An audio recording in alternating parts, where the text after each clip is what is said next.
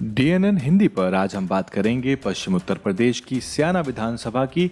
Bahujan Samaj party ने अपने प्रत्याशी की घोषणा प्रभारी के रूप में कर दी है। कौन बना है स्याना से बसपा का प्रभारी, ये बताएंगे और बताएंगे आपको कि स्याना के अब तक के चुनावी आंकड़े क्या कहते हैं और क्या कारण है कि सपा बसपा आज तक यहां अपना खाता नहीं खोल पाए हैं।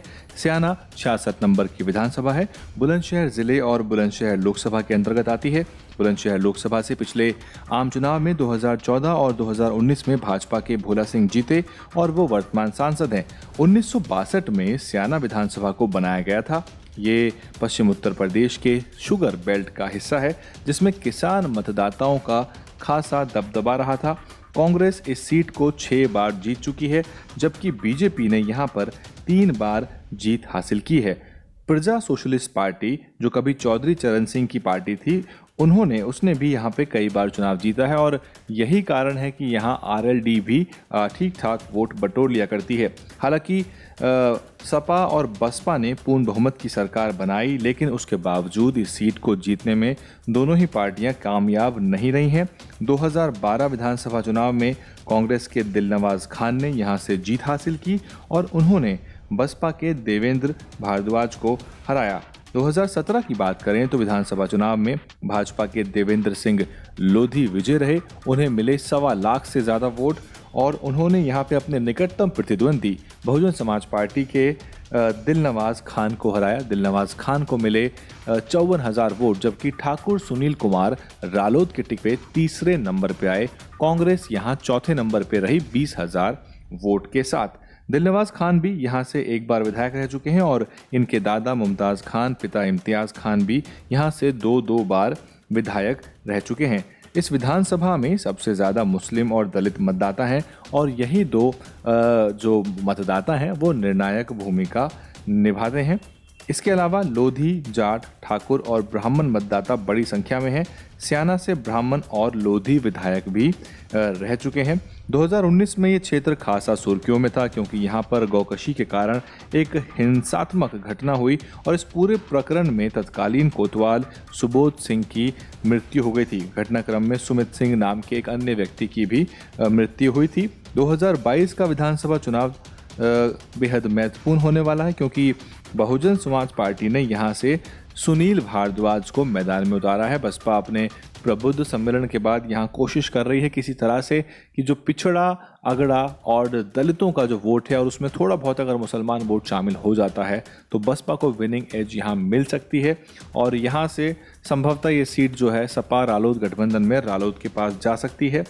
ये तस्वीर है आपके सामने, इसमें घोषणा हुई है स्याना विधानसभा से। शमसुद्दीन राइन नजर आ रहे हैं, सुनील भारद्वाज माला पहने हुए तस्वीर में आप देख सकते हैं।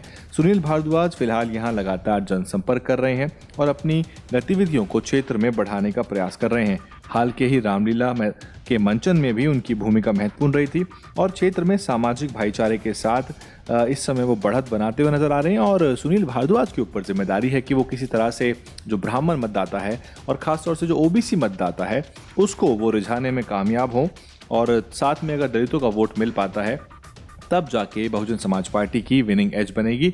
नहीं तो जो ध्रुवीकरण का जो पूरा का पूरी राजनीति है उसमें भाजपा को फायदा हो जाता है। अभी तक यहाँ से सपा, भाजपा और कांग्रेस की तरफ से कोई विशेष हलचल देखने को नहीं मिली है, लेकिन प्रत्याशी फाइनल करने की कवायद सभी पार्टियों की जारी है। बसपा अपने सोशल इंजीनियरिंग के माध्यम से इस चुनाव को जीतने के लिए इस बार पूरा दम लगाएगी, जबकि भाजपा किसी भी कीमत पर इस सीट को दोबारा जीतना चाहेगी। ये सीट राष्ट्रीय लोकदल के प्रभाव वाले क्षेत्र में है। देखना होगा कि सपा से गठबंधन के बाद ये सीट किसके हिस्से में आती है, क्योंकि 2017 में जब कांग्रेस से गठबंधन हुआ था तो समाजवादी पार्टी ने इस सीट को कांग्रेस को दे दिया था। तो संभवतः ये सीट रालोद के हिस्से में आ सकती है क्योंकि यहाँ से समाजवादी पार्टी भी आज तक नहीं जीती है और ऐसे में आरएलडी को ये सीट देने में समाजवादी पार्टी को कोई खास गुरेज नहीं होगा। किसान आंदोलन की वजह से भी इस सीट के परिणाम उलट सकते हैं और इसलिए आरएलडी यहाँ अपना दबदबा कायम कर सकती है अगर वो जाति धर्म से ऊपर उठाकर अपने वोटर को किसान के रूप में वोट करवाने में कामयाब हो जाए। इस चुनाव को दोबारा जीतना भाजपा के लिए बड़ी चुनौती है क्योंकि इस बार सभी पार्टियां अपनी अपनी ताकत लगा रही हैं।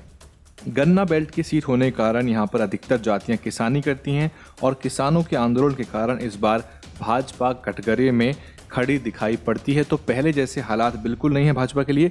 भाजपा का हालांकि सारा दारोमदार ध्रुवीकरण पर होगा और ऐसी कोई भी घटना इस क्षेत्र में या आसपास के इलाके में घटित हो जाती है जो सांप्रदायिक माहौल बिगाड़ दे, सांप्रदायिक अलगाव पैदा कर दे और समुदायों को आमने सामने खड़ा करके टकराव की स्थिति पैदा कर दे, तो उसका फायदा बीजेपी को सीधे तौर पे मिल सकता है। आप देख रहे थे डीएन हिंदी, मैं हूं वैभव कुमार।